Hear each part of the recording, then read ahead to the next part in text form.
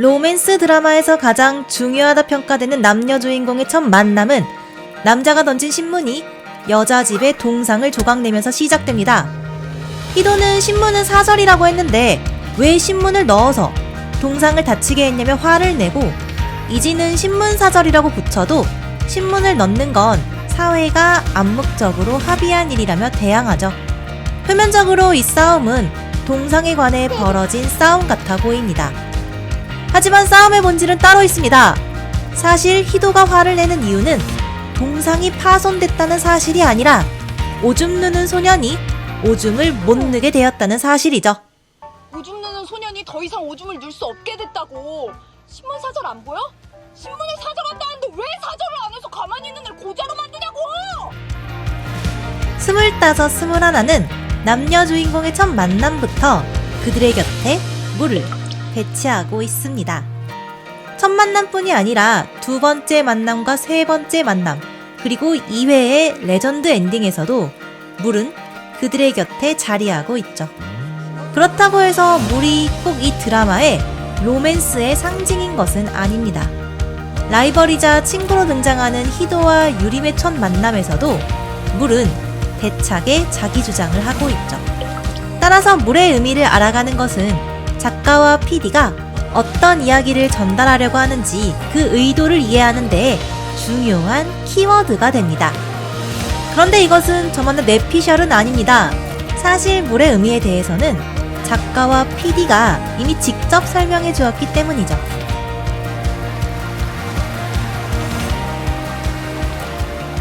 항상 그 시간에 쉬는데 이사 오신 후로부터 매일 아침이 물 부족 국가예요. 뒤에 다른 일정이 없으시다면 15분만 늦게 씻어주실 수 있나요? 그럼 서로 행복할 것 같은데. 수압은 행복이잖아요? 수압은 행복. 물 부족 국가?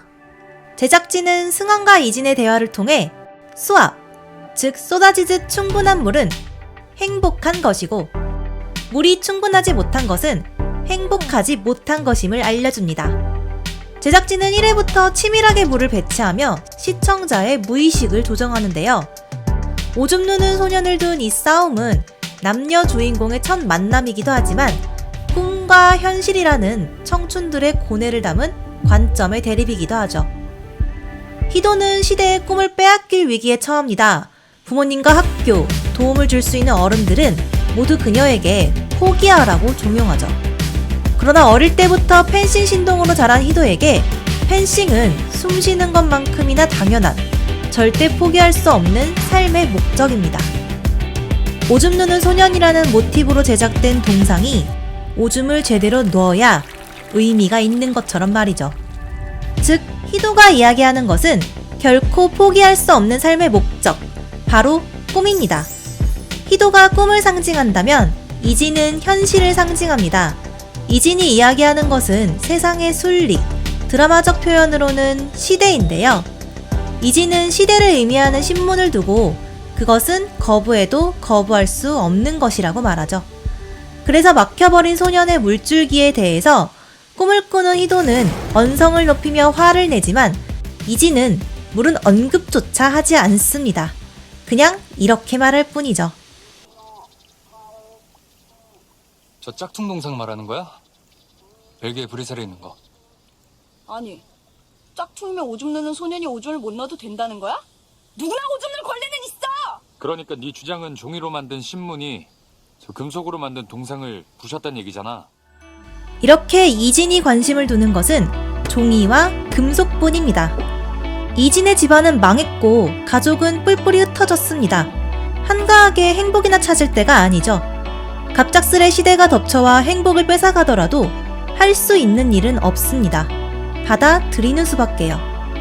이렇게 남녀 주인공의 첫 만남은 행복을 바라는 꿈과 행복을 외면하는 현실의 대립각이 됩니다.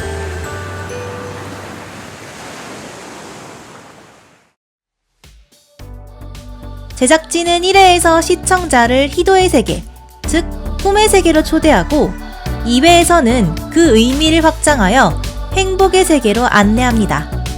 이 과정은 남녀 주인공이 서로에게 호감을 느끼는 과정으로도 볼 수 있지만 또 다른 해석도 해볼 수 있는데요. 바로 물을 외면하던 이진이 물과 친해지는 과정으로도 볼 수 있기 때문이죠. 물을 언급조차 하지 않던 첫 번째 만남과 달리 두 번째 만남에서 이진은 물을 마시는 모습을 보입니다. 그런데 이때 들이켜는 술은 투명하지 못한 탁하고 쓴맛 나는 액체죠. 두 번째 만남에서 이진은 행복하지 않은 현실을 절감합니다. 변해버린 우정을 통해 다시 한번 시대의 비극을 실감했기 때문이죠. 그러나 똑같이 시대에게 비극을 겪은 희도는 오히려 의지를 다지며 부딪히고 있었습니다. 다시 말해 이진이 들이켜는 탁한 물은 어쩔 수 없다며 시대에 굴복해버리는 현실도 결코 행복하지는 못하다는 것을 꼬집고 있습니다. 그래서 세 번째 만남은 현실이 가장 손쉬웠던 행복을 상기하는 사건이 됩니다. 그때의 걱정들이 그리워. 숙제가 너무 많고 방송부 선배들이 너무 무섭고 축제 때 무대에서 실수할까봐 세 번째 만남에서 희도는 폴하우스 11권이 찢어졌다며 큰 소리로 울어젖힙니다. 이진은 집에 돌아가서도 찢어진 만화책을 보며 킥킥대는데요. 비록 희도는 울었지만 그녀의 눈물이 오히려 행복했던 그때를 상기시켜주는 매개체가 된 것이죠. 이러한 연출을 차곡차곡 쌓은 덕분에 2회의 엔딩은 레전드가 되었죠. 정지현 PD는 이 장면에서 행복의 세계로 인도하기 위해 1회부터 치밀하게 물의 양을 조절해왔습니다. 양조는 찔끔 따르고 눈물은 자막으로 대체하고 오줌은 누지 못하는 형식으로 물 부족 국가를 구현해왔죠.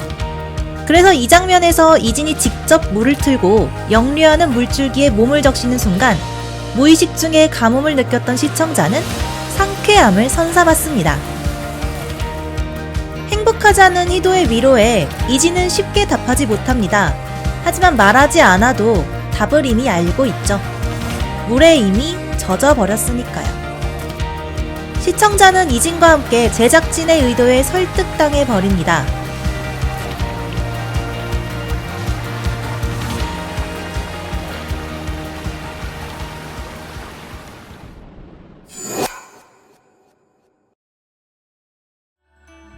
(2회가) 행복의 세계를 열고 있다면 (1회는) 꿈의 세계로 초대하고 있는데요. 대차게 내리는 소나기를 맞으며 너의 세계로 가겠다고 꿈을 다지는 희도는 많은 이들에게 감동을 선사했죠. 흥분한 희도를 보며 물은 행복을 의미하고 물에 젖는 것은 행복에 젖는 것임을 다시 한번 확인할 수 있습니다. 그런데 사실 이 소나기 씨는 유림의 입장에서 보자면 조금 다른 결을 지니게 되는데요. 눈치채셨나요? 내리는 소나기에 희도는 흠뻑 젖지만 유림은 젖지 않습니다. 유림은 어린 나이에 국가대표를 딴 것도 모자라 금메달리스트가 된 펜싱계의 입지전적인 인물입니다. 겉보기에 그녀는 큰 영광과 그에 걸맞은 행복에 둘러싸인 것처럼 보이죠. 하지만 어쩐지 행복해 보이지는 않습니다. 여기서 눈여겨볼 것은 유림이 비에 젖지 않도록 우산을 주는 사람이 바로 익명의 희도라는 사실입니다. 연습 경기가 끝난 뒤 양찬미 코치는 이렇게 말했습니다. 유림의 펜싱은 앞으로 더욱 힘들어질 거라고요. 많은 선수들이 그녀의 경기를 속속들이 분석한 채로 도전장을 내밀 테지만 유림은 오히려 도전자에 대한 정보를 모른 채 경기에 임하게 될 거라고요. 이러한 상황을 비유하듯 희도는 옥상에서 유림을 훤히 내려다보지만 유림은 옥상에 숨은 희도를 알아보지 못합니다. 우산은 유림이 이겨내야 할 도전장이 되는 셈이고 시야는 서로가 파악할 수 있는 정보량이 되는 것이죠. 따라서 유림의 주변에 세차게 내리는 소나기와 그녀에게 주어지는 우산은 행복으로 보이는 영광 속에서 도전장을 받게 될 유림의 운명을 단적으로 보여주고 있습니다.